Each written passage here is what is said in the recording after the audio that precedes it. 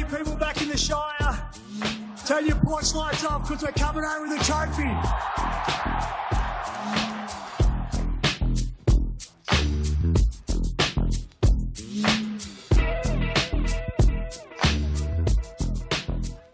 Tom Hazleton, welcome back to SharkCast Pod. Appreciate your time. Amazing win on Saturday night up in Brisbane. Confidence must be high in the camp. Yeah, definitely, mate. Obviously, it was good to bounce back with a win after the couple of weeks before that were, below our best, and we had to go up there against a good team and get the job done. So I was happy to come home with the 2 points. What did Coach say at halftime? I just sort of said, maybe the scoreboard didn't reflect how the game looked from the outside. We were, butting heads with them, and it was a, good contest, and, the scoreboard doesn't always tell the truth, and we were just confident that if we went out and played footy how we know we can, we'd be able to get over them, and, we came out firing out in the second half, and those 3 quick tries sort of put us in a good position to, hold on and get the win. You and your forwards did an amazing job, got the team going forward. Was there a shift in that second half? Yeah, I think the boys that started, that first 20 was intense, and they did a really good job of getting us into the fight. And, the boys that come off the bench, we have a job to, uphold that or raise it if we can. And, I think not just the middles, but everyone on the field had an important role to play the other night, and everyone did it as nearly as well as they could, I think, and that's what got us over the line. You went back to the bench for the first time in a long time, probably played around the same minutes. Is it a different impact on your body? Do you feel the same after a game? What's the feeling like afterwards? No, I still feel the same. Obviously, it's the NRL, you don't get any free shots at it, so but yeah, whatever role I have to play, whether it's starting or off the bench or whatever, I'm just happy to be a part of this team and where we're heading, mate. Good crowd support up in Brisbane. Do you get a shock when you look out and there's just thousands of black, white and blue in Brisbane? We have good fans wherever we go, mate, and rain, hail or shine, they're turning up to support us, and especially it's a fair hike to Suncorp, and we've seen a few that were from down this way, so we just wanted to put on a good performance for them, and I'm sure they'd be impressed with how we played on the weekend.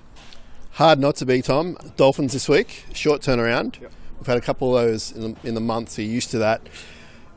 They're a very competitive team, as you know. Yep. I know you're going to tell me you're worried about ourselves, Yep. but looking at the Dolphins, what do you see there?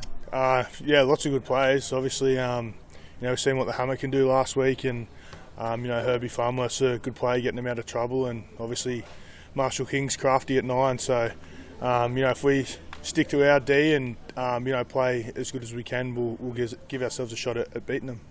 All right, one last question for you. We had a listener write into us asking about if any of the players in the squad, in the 30, were into what this listener described as heavy metal music. And someone pointed at you and said you might lean that way sometimes. Nah, it's not something I'm into, mate. Anyone?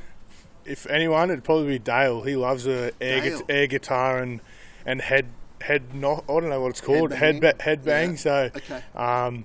I've seen him in a few nightclubs, air guitar and head banging to Fisher. So I reckon if you got a bit of heavy metal in there, it'd probably be right up his alley. What about Hamlin Welly? Any chance?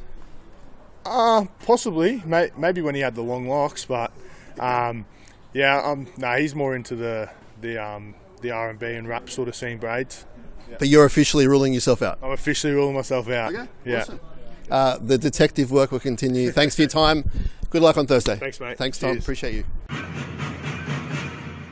All right, Blake Brailery, career best form. I'm going to say it. Yeah. Congratulations on the game on Saturday. Awesome game to watch as a spectator. Yep. Energy was high, even for the whole game. Watching the replay, I thought it was less close than watching it in real time. Yep. I know we were down 12-4, but we were ahead in all the stats and that kind of stuff. What was the vibe at halftime like?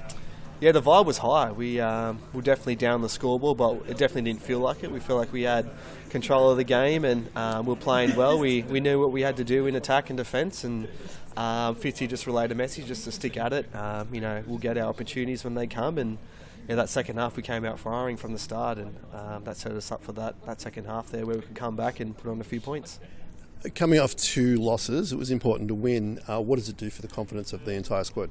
Yeah, it's massive. Obviously, coming up against Broncos at Brisbane, at Suncorp, sold out. You want to be in those big games, you want to play in those big games, and when you come away with the 2 points, it gives you so much confidence. So, yeah, like you said there, the last few weeks we didn't perform well, and we wanted to turn that around, and we did that against Broncos, so hopefully we can do it again this week against the Dolphins. I know you guys don't like talking about it. Coach hates talking about it, but the storyline of not beating the big teams now has been proven wrong. You've actually beaten 6 of the 7 current top 8. It's a bit whack how they judge what a top 8 team is, obviously. But this year, 6 of 7, hiccup here against Penrith, but that too gives you confidence, right, moving forward? Yeah, for sure. The last few years, that narrative was around that we couldn't beat the top 8 sides, and that was definitely a driving factor for a lot of us. So, this year we've performed well against those top 8 sides. So, but in saying that, it's only a halfway point, and it's more about getting those 2 points in the back end of the year. So that's what we'll be pushing for and looking forward to. So, but in the meantime, we've got the Dolphins this week, who are top 4. So another opportunity for our squad to stand up. We're back home. We did put a good performance last time against Penrith. So it'll be exciting clash, and 2 great sides going up against each other. In what is a relentless season, do you look at this as the last stop before a couple of weeks off, end of a big bracket of games as well? Are you looking at it like that? We definitely know we can put the feet up for a couple of days after this game, but we're not looking forward to that just yet. We've got to get the job done and work hard on Thursday. So it's definitely been a long few periods. I think we're on 10 straight games. So but if you come to training, come around the shed, you can't really sense that. I think everyone just wants to keep going, keep training. Everyone's happy to be here. Everyone's happy to keep working hard for each other. So I think it's great for our side and just shows how far we've come. And it's going to be exciting few weeks for us for sure. I know you can't tell me exactly what is said after games, but in the huddle, is it just like take a breath, soak it in, move forward, that kind of vibe? This year we're just worrying about staying in the moment and enjoying those big moments, those big stages where it's full crowd. Your back's against the wall. We're not tipped to probably win from some people outside, but we know inside what we can do and what we can perform. So it's just about soaking it all in, not getting too far ahead of ourselves, not thinking we're better than what we are. So that's just the message we relay in there, and it just shows that we're really connected as a squad, and we enjoy playing with each other. And it's great for our squad and our connection. And I really enjoy those after game huddles when we're tired, we're battered and bruised, but you can look at each other and you worked hard for each other. It's all going well. I wish you all the best. I have one last question for you. We always talk about music. A listener has written to us in the past month. He is a fan of the genre of heavy metal music, and you can define that however. Have I asked you this before? No. Okay. No. You can define that however you want. We're chasing someone in the current top 30 who is a metalhead, and we're not getting a lot of good responses, but people are saying perhaps Hammonwelly, perhaps Tom. Tom's ruled himself out.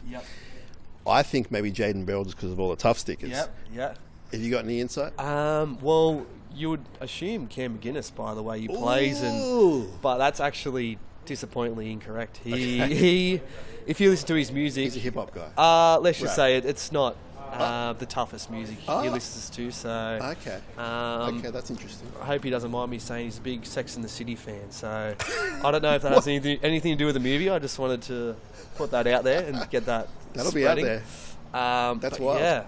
Heavy and metal. there's nothing wrong with that, of course. Heavy metal, Anyway. I mean, Jaden Beryl, he does have the tattoos. He has a bit of a scary figure to himself. So he could be up there. But heavy metal, Right, if you hear anyone playing heavy metal music, can you think about it? And next time we talk, actually, I'll probably.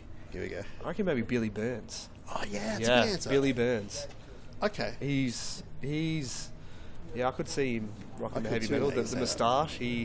Something about him, got a bit of heavy metal behind him, Right, keep an ear out. Okay. Good luck on Thursday. Thank you for your time.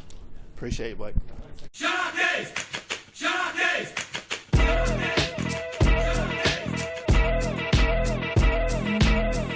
Fafita tries to crash his way over, he does! Fafita got the ball over the line! And to all you people back in the Shire, turn your porch lights off because we're coming home with a trophy.